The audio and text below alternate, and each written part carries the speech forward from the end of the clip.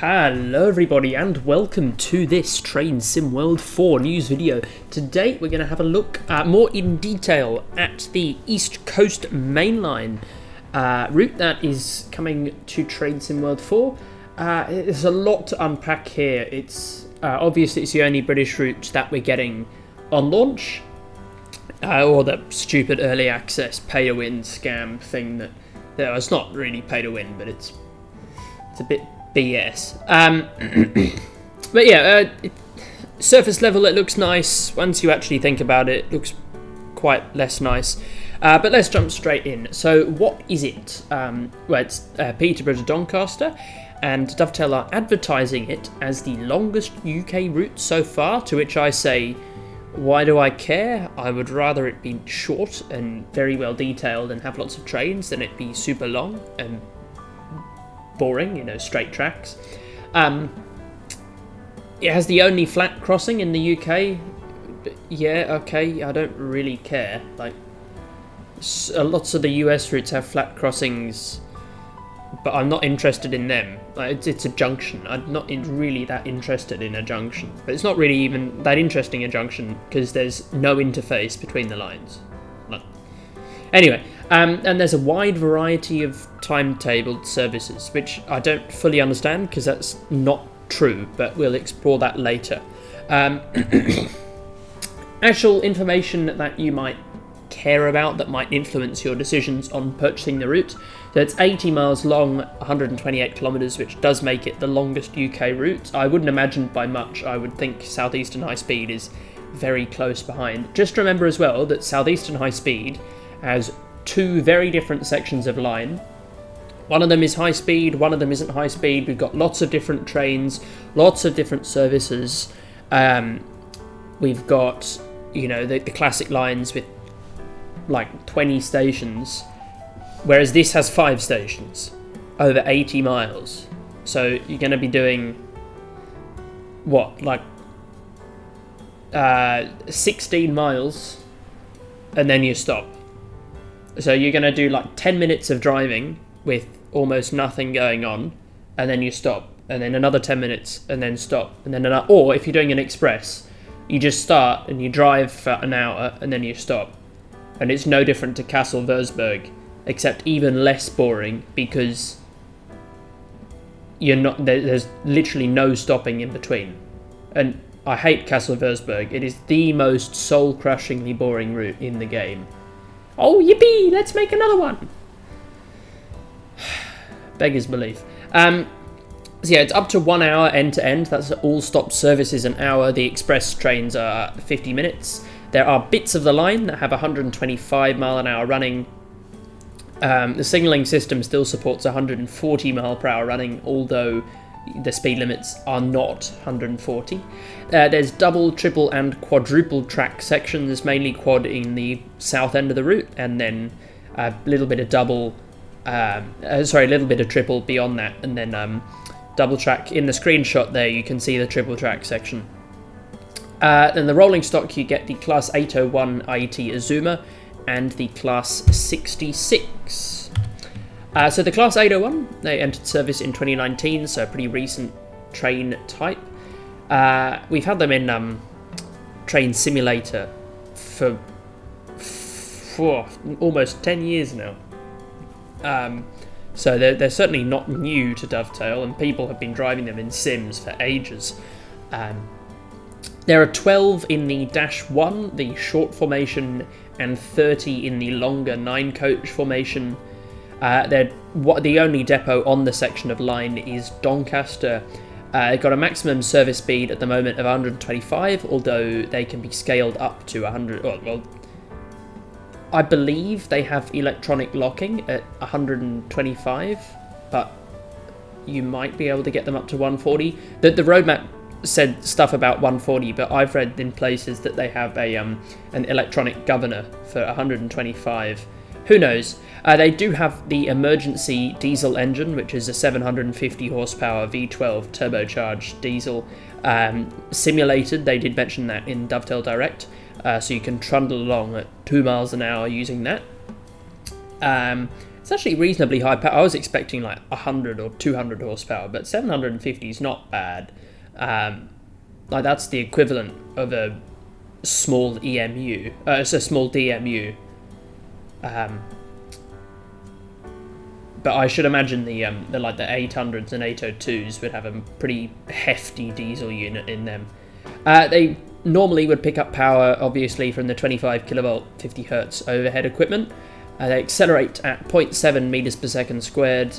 They decelerate in full service at 1 meters per second squared, and in emergency at 1.2 meters per second squared. And regarding safety, they've got AWS and TPWS, obviously, and ETCS, although I doubt that will be operable, knowing Dovetail. Class 66, these are recycled units of literally everything. I will be having to pay for these for the 5th time now. So these entered service in 98, so they're, you know, getting on a bit. They have a turbocharged V12, but this one puts out 2,480 horsepower at the rail. They've got a maximum speed of 75 miles an hour. They have AWS and TPWS, and I would assume they're in EWS livery, because I doubt Dovetail care enough to reskin them. Layers, I might have missed a few here, but by memory, it is the Class 158, the Class 700, some rail tours, and then obviously for deluxe and special editions, Flying Scotsman 60103. Class 700 doesn't provide any drivable services, to my knowledge. Neither does the 158, only the rail tour and Flying Scotsman do. The 700 just populates some yards and Peterborough Station, and the 158 just runs along the flat crossing, or the route that crosses the ECML, and then ponders around a few other stations, probably just Doncaster, maybe Newark, I don't know. And then 60103 does full-length runs, and so do the rail tours. The timetable, so I mentioned this earlier. That is the Newark crossing, by the way, in that screenshot. So the all-stop service takes about 60 minutes, the skip-stop service takes about 50 minutes, and the non-stop service also takes about 50 minutes. And I reckon there'll be about 100 to 150 odd services. There's maybe about 50 per day, 50 drivable LNER trains a day in each direction. Then throw in, this isn't including layers, by the way, throw in, I don't know, 20 or 30 freight trains, and we arrive at that number. And there'll be more AI trains. There are some trains that stop at Peterborough but not Doncaster, which obviously you wouldn't be able to drive. There are some that stop at don't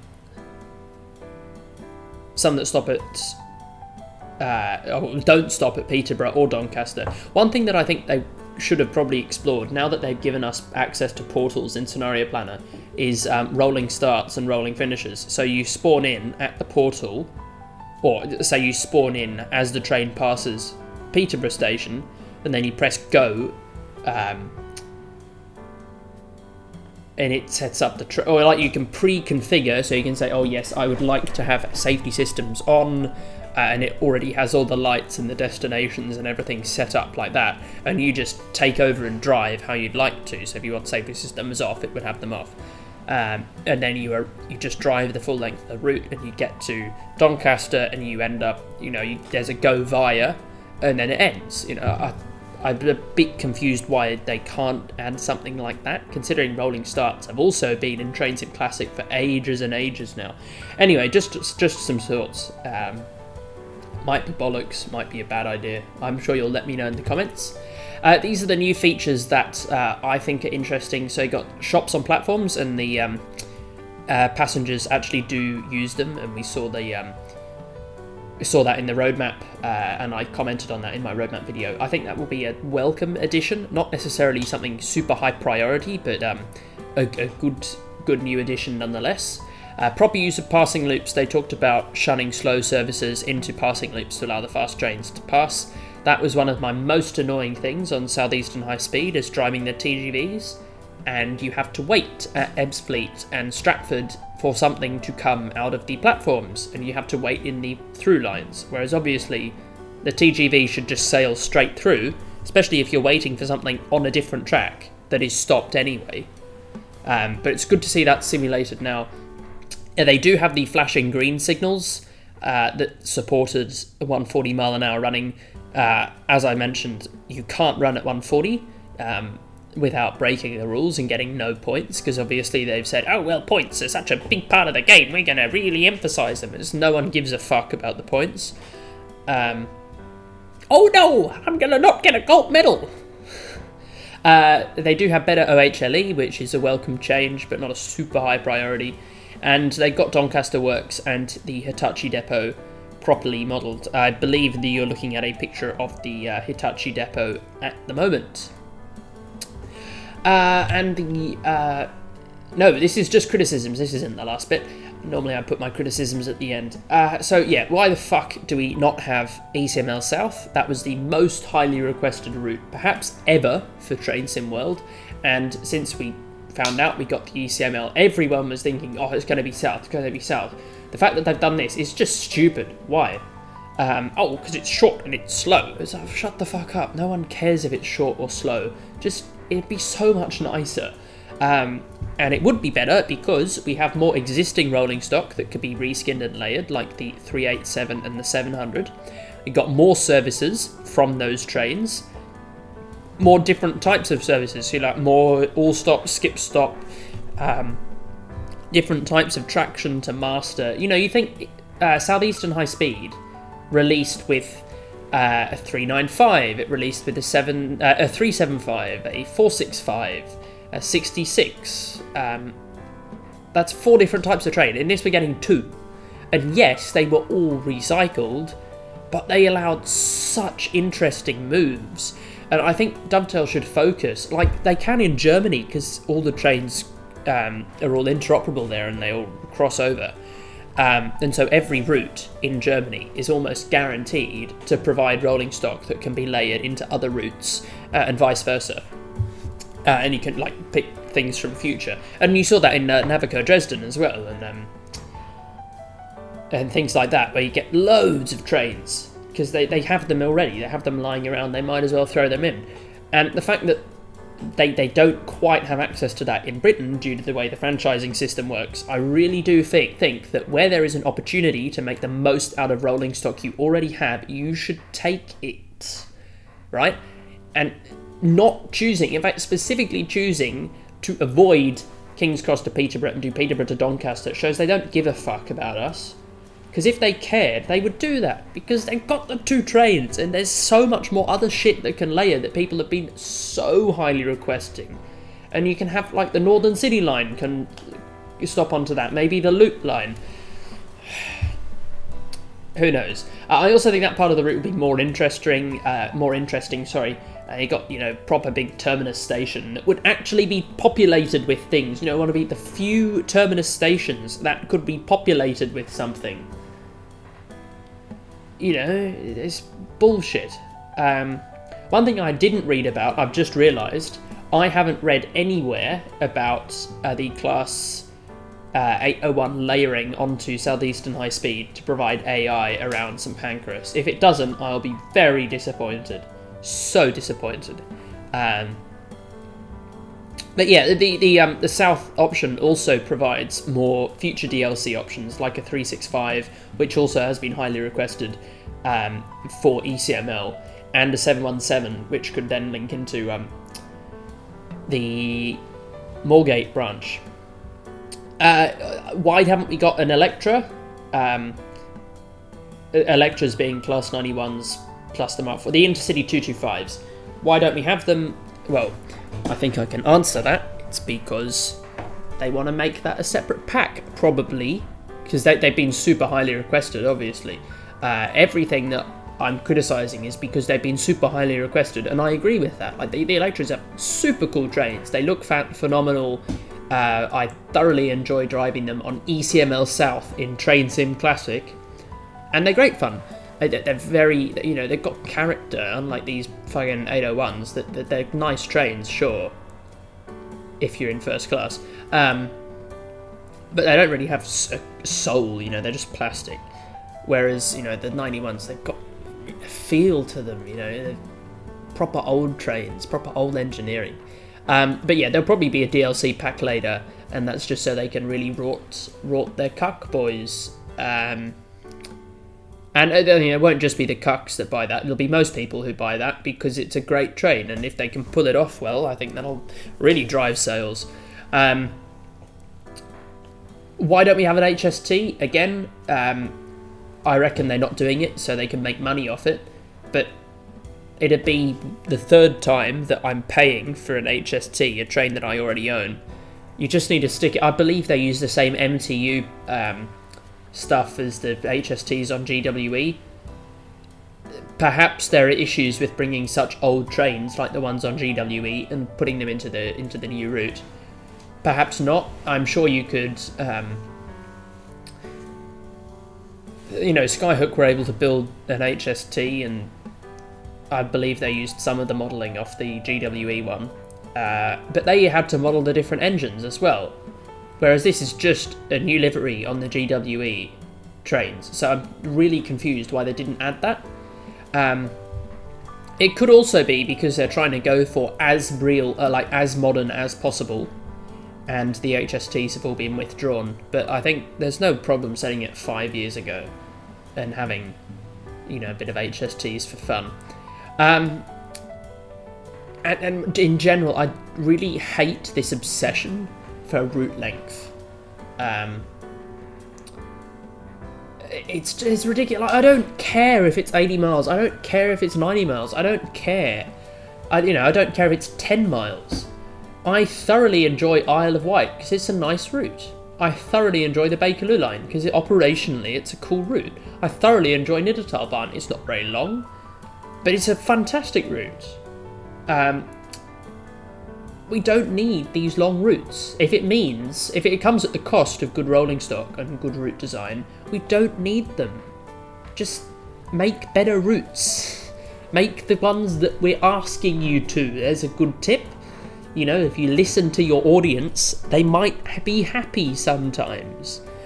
And I have seen lots of commenters from the cuck boys going, oh, well, actually the silent majority believe that this is... Yes, but no. You would be surprised how many people are disappointed, right? I have seen so much shit-talking of Dovetail, and I agree with it. This is a complete scam. We do not need Train Sim World 4.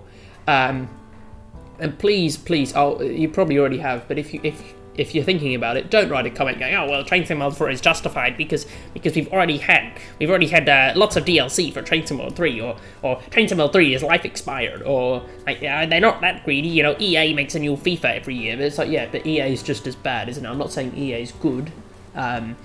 And Train Sim World 3 is not life expired. Train Sim World 4 ran for Train Sim World 2020 ran for 3 or 4 years before they pulled that. So there's no reason to switch after literally a single year. And there's nothing in Train Sim World 4 that needs an update. Nothing in Train Sim World 3... nothing in Train Sim World 4 that requires it to be in a new game. All of that could be just layered into Train Sim World 3. There's no engine update. Why don't you just wait a few years and roll out UE5? Oh, but that would be too much work, and they're not going to do that. Anyway, I'll stop ranting. So where can we take this? So in terms of a Loco DLC, obviously the 91s and the HST, that's a pretty obvious starting point. And also the Class 180 Atalantes. I couldn't not do the Paul Timon. I couldn't, I'm sorry. I couldn't not. And there are a few more things, and this is equally disappointing because they don't have a license for First at the moment.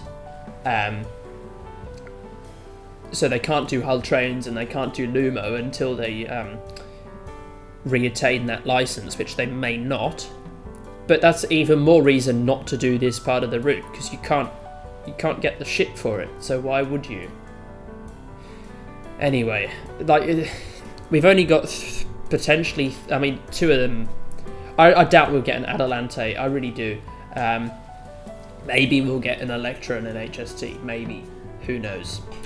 And finally, is it worth it? So perhaps it's worth it because it's not awfully priced if you get standard edition. But if you don't like British routes, you don't like high-speed routes, you don't like long routes, you don't like the other routes, and you don't have the layers, I wouldn't. Like, I seriously wouldn't. If you like a few of those things, then maybe consider it. If you like all of those things, then yes, it probably is worth it. Would I bother going for the higher tier editions if you want to get the Flying Scotsman? I wouldn't, unless you're really, really, really passionate about Flying Scotsman or Vectron. Unless you really, really want them, don't bother, is my advice. And with that, I finish my rant. I mean, valuation and overview. Obviously, that's what this is. This isn't just me having a whinge. Thanks for watching. I hope you've enjoyed. Have a lovely day, and I'll see you next time. Goodbye.